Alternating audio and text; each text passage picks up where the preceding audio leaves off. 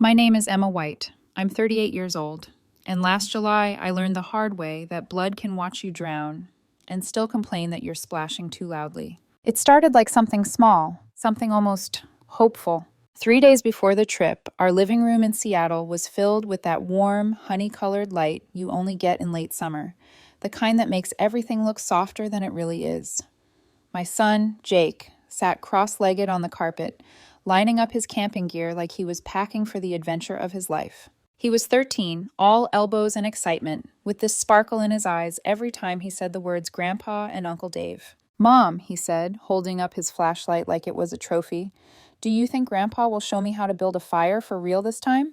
I watched him, and something in my chest tightened, because I knew my family, and I knew how badly Jake wanted to be loved by them. I'd spent most of my adult life trying to earn a kind of warmth from my father, Thomas, and my older brother, Dave, that always seemed reserved for everyone but me.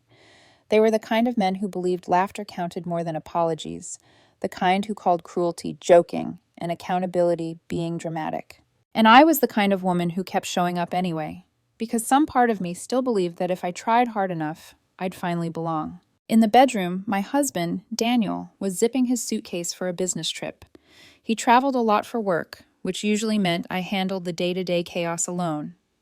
But he was good, steady, the kind of man who noticed when I started shrinking myself in anticipation of my family's moods. He leaned in the doorway, watching Jake pack, then looked at me like he could see the worry I'd tried to swallow.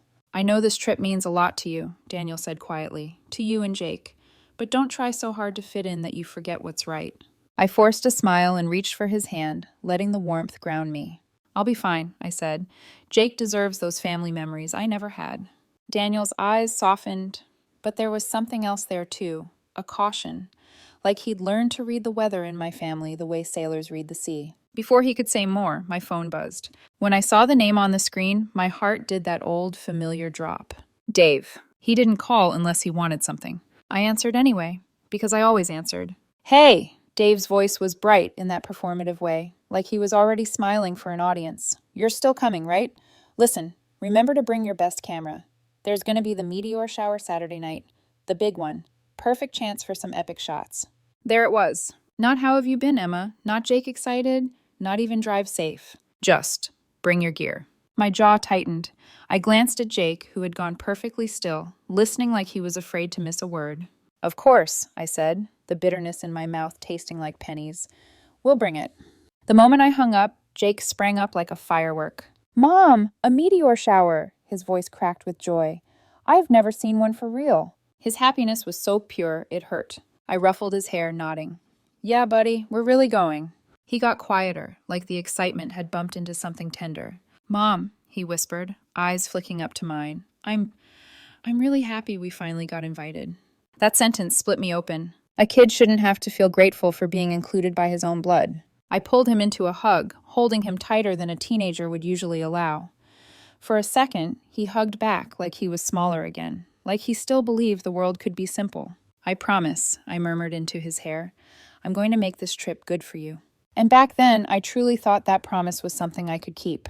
The morning we left, the sky was clear, the air smelled like pine before we even hit the peninsula, and Jake wouldn't stop tapping my arm to point out every river, every mountain ridge, every moss-covered tree. But the deeper we drove into the Olympic Peninsula, the more my excitement drained away. Because Dave had sent directions that weren't directions. No signs, no clear markers, just a string of "turn at the fallen log" and "follow the tire tracks." And somewhere past the last patch of cell service, the GPS blinked, then died. "No signal," Jake read aloud, frowning. "Is that normal?" "It's fine," I said, gripping the steering wheel harder than I meant to. "We're just going remote." Remote. That word should have been beautiful, adventurous. Instead, it felt like being led somewhere I couldn't scream. The road became narrower, rougher. The forest thickened until it felt like it was swallowing the sunlight. My tires crunched over gravel and broken branches, and with every turn, my gut told me the same thing. "You shouldn't have come." Then my phone rang again. "Dave." I answered on speaker because Jake was watching me, and I didn't want him to hear the tension in my voice if I put it to my ear. Dave didn't even say hello. "Hey," he said bluntly, "everyone's here already. Dad's been asking where that whiskey is." I blinked. "What whiskey?" A pause, then Dave laughed, dry and sharp. Oh, right, he said mockingly. Forgot you don't drink. Maybe that's why you're always so uptight. Jake's eyes widened. I felt heat creep up my neck. I never promised whiskey, I said, forcing my tone calm. Whatever, Dave muttered. Just get here. The call ended. In the sudden quiet, Jake looked at me carefully. He didn't ask questions, but I could tell he was starting to feel it. The heaviness that lived underneath my family's version of fun. I reached over and patted his knee. This trip is going to be great, I lied gently. Promise. But my hands were sweating on the wheel. And when we finally turned onto a trail that barely qualified as a road, when branches scraped along the sides of my SUV like fingernails, I started to wonder if Dave had picked this place on purpose. A remote campsite, far from tourists, far from rangers, far from anyone who might tell them to stop. Like this wasn't a family reunion, but a territory. A test. We broke through the last wall of trees and rolled into a clearing. And there they were. Dave, my father, Thomas, two of Dave's buddies I barely knew. All of them sitting around a fire like they'd been there forever, beer cans in hand, laughing. They didn't stand up when we arrived. They didn't wave. They barely even looked up. Jake leaned forward in his seat, searching their faces for excitement, for welcome. I watched his hopeful expression and felt my chest tighten with something that tasted like grief. Because I recognized this feeling. The feeling of stepping into a place where you're technically family, but emotionally, you're an outsider. When we got out, Jake tried first. "Grandpa!" he called, bright and eager. Thomas glanced at him, then nodded, like Jake was a neighbor kid he'd met once. "Hey," Thomas said. Dave didn't even look at me. He just lifted a beer in my direction, like that counted as greeting. One of Dave's buddies whistled. Well, look who finally showed. I forced a smile and started unloading our gear. My camera bag felt heavier than it should have. The firelight flickered over their faces. The air smelled like smoke and grilled meat and spilled beer. On the surface, it almost looked cozy. But underneath, it was sharp. Hostile. Like I'd walked into a room where the joke was already being told about me. I was setting down our cooler when Dave reached into his own and tossed a cold beer toward me. "Drink up, Em," he said with a grin that wasn't friendly. "Might help you loosen up." I caught it, then gently set it beside me like it was fragile. "Thanks," I said evenly, "but I'm driving early tomorrow." Thomas shook his head, disappointment plain in his eyes. "Still the same Emma," he said to Dave like I wasn't standing right there. Always too good to join in. Jake looked between us, confused. And that's when I noticed someone sitting a little farther from the fire, half in shadow, staring into the flames like he was trying to disappear into them. A teenager, about 15. Jeff, Dave's son. I hadn't seen him much over the years. Dave didn't bring him around unless it was convenient. But even from a distance, I could see Jeff had that same Wilson jawline. And none of the Wilson arrogance. He looked up, eyes meeting mine for half a second. There was something in that look. Not warmth. Not exactly. More like warning. Like he knew what kind of night this was going to be. And he was sorry I'd walked into it. Dave cracked another beer. His buddies laughed louder. And the fun ramped up fast. Too fast. Like they were trying to drown something. After a few drinks, Dave stood suddenly and pointed toward the edge of camp, where a tall pine tree rose into the darkness. "All right," he announced, fueled by alcohol and attention. "Jake, you want to know how to become a real man in this family?" Jake froze, eyes wide. Dave's grin widened. "Climb that tree," he said, pointing higher. "Get a pine branch from the top." The tree was enormous, 40 feet at least.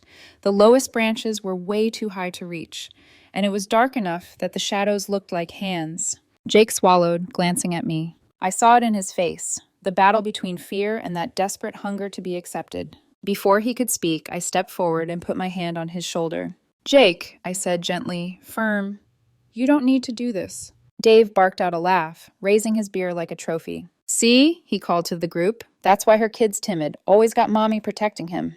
My stomach clenched. I looked at Dave, standing there smirking, and realized something with a cold clarity. This wasn't about bonding. This was about breaking us down, slowly, publicly, so they could feel bigger. I straightened, keeping my voice low and clear.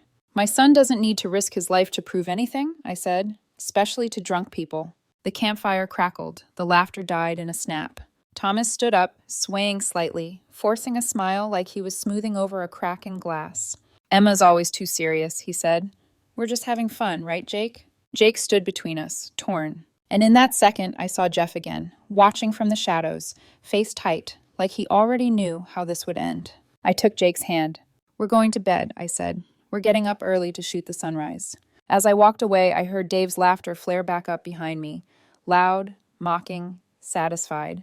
I always knew she wasn't a real Wilson, he said to Thomas, not bothering to lower his voice. Jake's hand tightened in mine. And I kept walking, because I didn't want to give them the satisfaction of seeing me break. But inside, something was already splintering. Because I had brought my son into the same storm that had scarred me, and I didn't yet understand how violent that storm could become. Morning came quietly, like the forest was trying not to wake the men who had drunk themselves into oblivion. Jake and I slipped out of our tent just as the first pale light filtered through the towering trees. The campfire from the night before was nothing but gray ash and scattered beer cans, some crushed, some still half full. Dave's buddies were sprawled in their tents like fallen logs. Somewhere, a man snored loudly, unapologetic. I didn't wake anyone. I didn't want to. I wanted distance, space, air. Jake shouldered his small backpack, his camera hanging from his neck like a badge of honor. For the first time since we arrived, his face relaxed.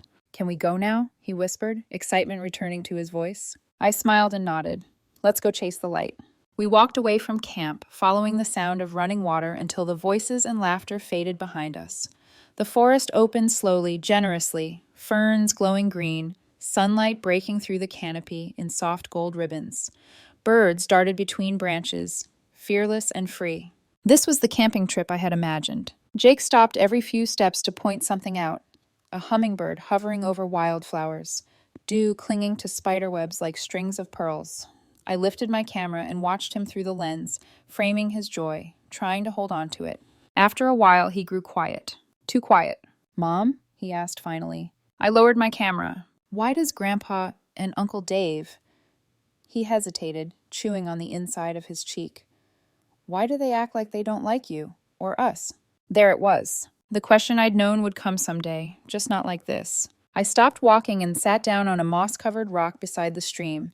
Jake mirrored me, hugging his knees, eyes fixed on the water like he was afraid to look at my face. I chose my words carefully, because I knew whatever I said would shape how he understood family. "Sometimes," I began, "people expect you to be a certain way, just because you share a last name. They think love comes with rules." He frowned. "What kind of rules?" I sighed softly.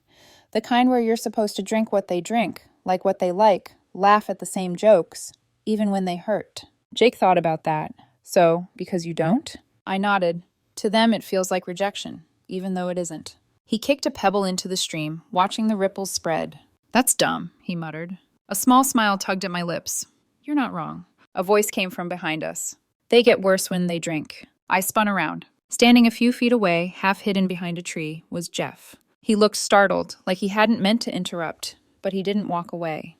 "They don't mean it," he added quickly. "Most of the time, but yeah, they get nasty." Jake's eyes widened. "You heard us?" Jeff shrugged, hands shoved deep into the pockets of his ripped jeans. "I was already out here. It's quieter." That told me more than he probably realized. He stepped closer, the morning light revealing his face properly for the first time. He had Dave's jaw, Thomas's eyes, but there was something gentler there, something cautious. "I usually disappear when they start drinking," Jeff said, almost embarrassed. "It's easier." Jake glanced at me, then back at Jeff. "Do you know any cool places around here?" Jeff hesitated, then nodded. "Yeah, there's actually a waterfall. Not far. They don't know about it." That made sense. Dave and Thomas rarely went anywhere that didn't involve a cooler. We followed Jeff along a narrow, winding trail, barely visible unless you knew where to look. The forest grew denser, the air cooler. Then suddenly, the sound of water grew louder. And there it was. A small waterfall, maybe 15 feet high, spilling into a crystal-clear pool. Sunlight caught the spray, turning it into floating diamonds. Ferns and wildflowers surrounded the clearing, like it was a secret the forest kept for people who paid attention. Jake gasped. "This is amazing," he breathed. While I set up my camera, Jake and Jeff sat on a fallen log near the water, talking softly. I didn't mean to eavesdrop, but some words carry. "You're lucky," Jeff said quietly. "Your mom actually steps in." Jake tilted his head. "Doesn't your dad?" Jeff shook his head, eyes fixed on the water. "Not really. He says it's how boys learn." Something clenched in my chest. I looked through my lens and saw two kids framed together, one protected, one hardened too early. And I understood, suddenly, why Jeff had looked at me the way he did the night before. After nearly 2 hours, Jeff stood abruptly. I should go back first, he said. Dad won't like it if he sees us together. That sentence landed like a bruise. On the walk back, Jake reached for my hand. He hadn't done that in years. By afternoon, the camp felt heavier than before. Dave and Thomas had returned from fishing empty-handed, irritated, and already halfway into another case of beer. The air buzzed with tension. Jake had gone to fetch water from the stream nearby, a task I trusted him with, and I sat adjusting my camera when Dave loomed in front of me, blocking the sunlight. You know, he said, you baby him too much. Thomas chimed in from behind him, slurring slightly. Back in our day, kids were tougher. I looked up slowly. Tough doesn't mean reckless. Dave snorted. He wouldn't even touch a snake by the creek. He's 13, I replied calmly, not auditioning for survival TV. One of Dave's friends laughed. Kids need to make mistakes. Not life-threatening ones, I said. Jeff stood nearby stacking firewood, his jaw tight. Then Jake came running back, eyes bright. Mom, can I go back to the waterfall for sunset photos? The light's going to be perfect. I hesitated. I felt every eye on me, waiting, judging. This was the moment they'd been pushing toward all day. I nodded slowly.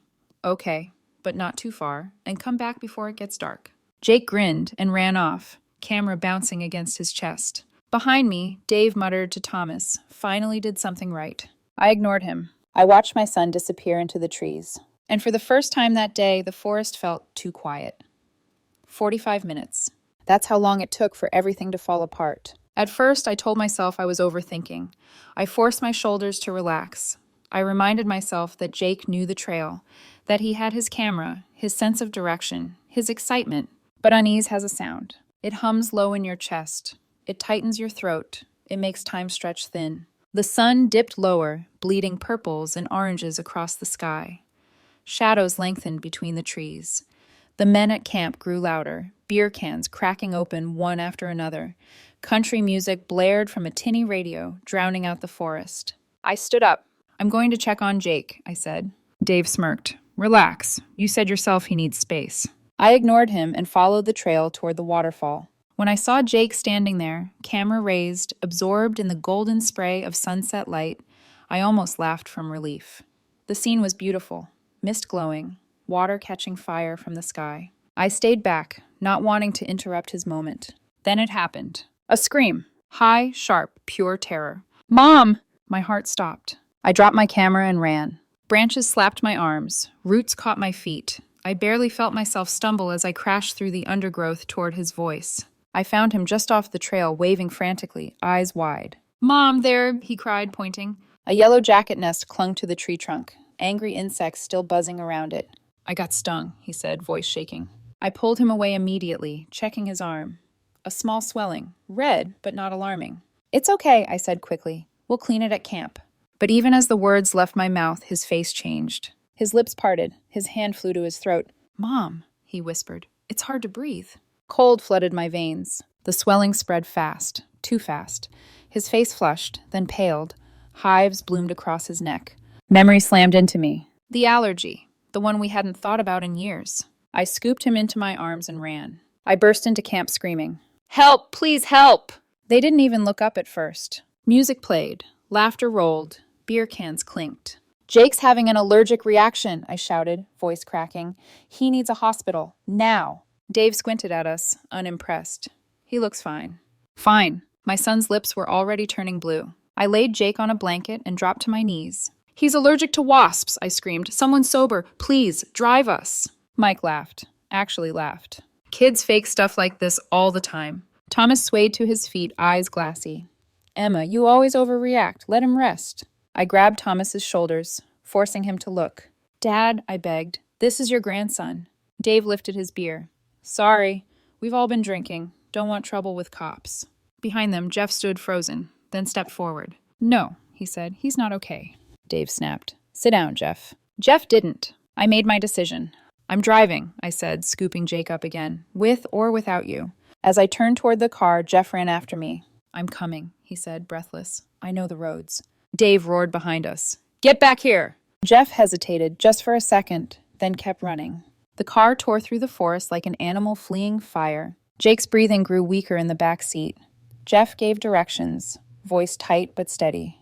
Then the tire blew. The impact jolted us sideways. Silence. Jake lay still. I dragged him onto the roadside and ordered Jeff to keep him awake while I changed the tire, hands shaking, flashlight trembling. Then Jake stopped breathing. I screamed his name and dropped to my knees. CPR.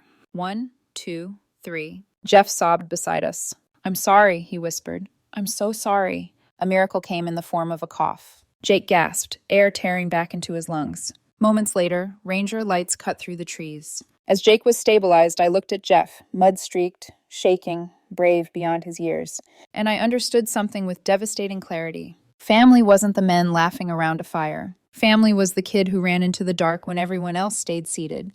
The forest didn't feel like a forest anymore. It felt like a cage. The Rangers' headlights disappeared behind us as they rushed ahead to call in emergency support, and suddenly, it was just the three of us again. Me, my son, and a terrified 15-year-old boy who had just stood up to his own father. I drove as fast as the road allowed, knuckles white around the steering wheel, my eyes flicking to the rearview mirror every few seconds. Jake's chest rose, then fell, then stuttered. "Stay with me, baby," I whispered. "Please, just breathe." Jeff sat rigid in the passenger seat, pointing out turns with a voice that tried not to shake. "Right here, then left after the big cedar. Uncle, Emma, there's a fork coming up." I took it too fast. The tires screamed. Then, bang! The car lurched violently to the side, metal shrieking as we slammed into the dirt shoulder. The world jolted, tilted, and went eerily still. For half a second, there was nothing but ringing in my ears. Then I spun around. "Jake!" He was slumped sideways, eyes closed, lips an awful shade of purple. "No, no, no!" I yanked open the back door and dragged him into my arms, laying him flat on the damp forest floor. Cold earth soaked into my knees, but I didn't care. Jeff scrambled out, panic written all over his face. "What do I do?" he cried. "Talk to him," I said, already running to the trunk. "Keep him awake. Don't let him fall asleep." My hands shook so badly I dropped the jack twice before I could even get it positioned. Every second felt stolen from my son's life. "Jake," Jeff whispered, kneeling beside him. "Hey, buddy, remember the waterfall? You have to show it to me again." No response. My heart slammed so hard I thought it might break my ribs. The tire was shredded, completely useless. I forced myself to breathe, to focus. I could hear my own pulse roaring louder than the insects around us. Then, silence. No wheezing. No breath. I dropped everything and ran. "Jake!" I shouted, shaking him gently. "Jake, sweetheart, breathe!" Nothing. Something primal tore out of my chest. I didn't think. I didn't hesitate. I placed my hands on his chest and began compressions. 1, 2, 3. My voice shook, but my hands stayed steady. Jeff stood frozen, tears streaming down his face. I don't want him to die," he sobbed. "Then help me," I said fiercely. "Hold the light." He snapped into motion, turning on his phone flashlight, shining it down on Jake's still body. I counted out loud, sweat and tears blurring my vision. 30 compressions. 2 breaths. Again. Again. Each press felt like a betrayal. My hands, meant to protect, now forcing life back into him. I whispered to Jake between breaths, my voice breaking. "Please, you can't leave me. Your dad loves you. I love you. You're not done yet." Jeff dropped to his knees beside me, shaking. "I know where there's an emergency radio," he blurted. "Grandpa showed me once, not far." I didn't stop compressions. "Go," I said. "Run." Jeff hesitated, eyes darting to Jake. "I'll stay," he said desperately. "You'll save him," I snapped. "Go, now." Jeff turned and disappeared into the darkness. The forest swallowed him whole. I was alone. Stars glittered overhead, cold and indifferent. My arms burned, my chest ached. My voice went hoarse from counting and begging. I thought of Jake as a baby, fitting perfectly against my chest. His first laugh, his first scraped knee, his shy smile when he asked to come on this trip. "I'm sorry," I whispered as I pressed down again. "I should have protected you better." Time stopped meaning anything. Then, a cough. Weak, wet, real. Jake's body jerked. I collapsed over him, sobbing. "Oh my God, oh my God." Footsteps crashed through the brush. Jeff burst back into the clearing, followed by a forest ranger carrying equipment. "Here," Jeff shouted. "He's here." Relief crashed into me so hard my legs nearly gave out. As the ranger took over, oxygen mask hissing, epinephrine ready, I watched Jeff, mud-covered, shaking, eyes blazing with determination. He had run into the dark when grown men chose comfort, and I knew, with absolute certainty, that boy had just saved my son's life. Bright lights have a way of making everything real. The ranger station smelled like antiseptic and damp pine. Jake lay on a narrow bed, an oxygen mask fogging and clearing with each shaky breath. The medic's hands moved fast but steady, epinephrine injected, vitals checked, calm voice narrating survival back into my son's body. "His airway's responding," the ranger said. "We stabilized him in time. An ambulance is meeting us halfway." In time. Those words nearly broke me. I sank onto a chair beside Jake, gripping his hand like if I let go, the night would try to steal him again. His eyelids fluttered, lashes damp, face still swollen, but no longer turning blue. Across the room, Jeff sat rigid on a wooden bench, knees bouncing, eyes glued to the floor. His phone buzzed, again and again. "My dad's calling," he said quietly, like it was something to be ashamed of. I crossed the room and crouched in front of him so we were eye level. "Jeff," I said, firm but gentle, "you saved Jake's life. Whatever comes next, remember that." His throat worked. "He's going to be so mad." A door slammed open. "Jeff!" Dave stumbled inside, eyes bloodshot, breath heavy with beer. He pointed at his son, then at me. "What the hell do you think you're doing? You can't just take my kid." The ranger stepped between us instantly, voice calm but unyielding. "Sir, have you been drinking?" Dave scoffed. "That's none of—" "I'm not allowing you to drive," the ranger said, "and you need to lower your voice. There's a child in medical distress." Dave's gaze slid, finally, to the bed. To Jake, to the oxygen mask, the IV line, the swelling that hadn't fully gone down. His face changed. Denial cracked first, then anger drained out, leaving something pale and hollow. "Oh," he whispered. He really was." Jeff stood up. He stepped between his father and the bed like it was instinct. "Dad," he said, voice steady, despite the tremor in his hands. "Jake almost died. I helped because nobody else would. I don't regret it."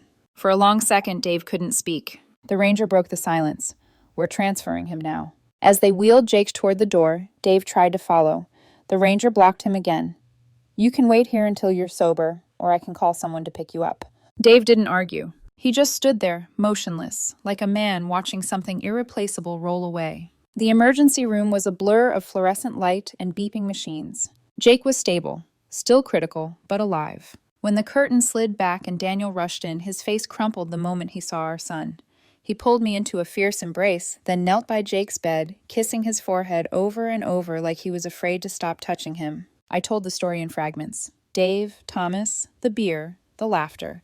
Daniel's jaw tightened with every sentence. A social worker arrived soon after. Gentle voice, serious eyes, explaining that when adults refuse aid to a child in danger, there are consequences. Daniel nodded once. There should be. Dave's text buzzed my phone while Jake slept. "I'm sorry." 2 words. They landed heavy. The next morning, sunlight spilled into the room, soft and undeserved. Jake slept peacefully, color returning to his cheeks. The door opened. Dave stood there, Thomas beside him. They looked smaller somehow, older, sober. Apologies came out awkwardly, tripping over themselves. Excuses tried to surface, then died when Daniel stood up, silent and solid behind me. I spoke last. "We're done pretending," I said calmly. "You don't get access to my son unless I trust you. You don't get to rewrite what happened." They nodded, both of them. A year has passed. Jake carries an EpiPen everywhere now. He talks about becoming a doctor someday, so nobody has to wait for help again. Jeff spends weekends with us. He laughs more. He breathes easier. Thomas has been sober 10 months. Dave is trying. We keep our distance, and we're okay with that. Because family isn't who shares your blood. It's who runs into the dark when it matters.